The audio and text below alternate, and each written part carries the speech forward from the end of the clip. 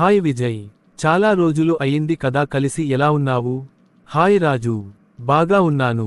నువ్వేం చేస్తున్నావు? ఎప్పటిలానే చదువులు, ఆటలు. వేసవి సెలవుల్లో ఏమి చేశావు? నేను మా బాత్తలూరు వెళ్ళాను. బాగా ఎంజాయ్ చేశాను. బాత్తలూరు అంటే అదేదో పల్లెటూరు కదా? అవును, మా తాతగారి ఊరు.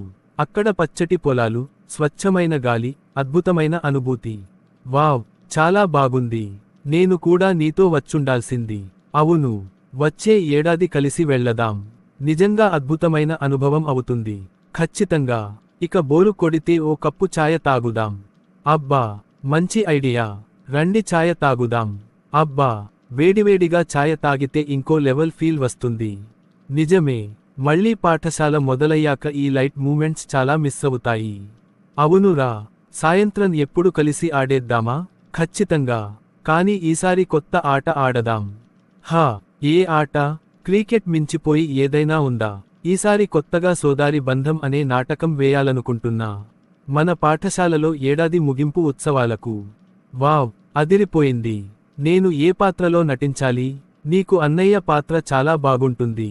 నాకు చెల్లి పాత్ర కోసం సరైన అమ్మాయిని వెతకాలి. సూపర్. మన క్లాస్లో రేఖ లేదా మేఘనను అడగొచ్చు. హా, సరైన ఆలోచన. మరి రిహార్సల్స్ ఎప్పుడు మొదలెడదాం? రేపటి నుండి సాయంత్రం స్కూల్ గ్రౌండ్లో మొదలెడదాం. ఒప్పందం కుదిరింది.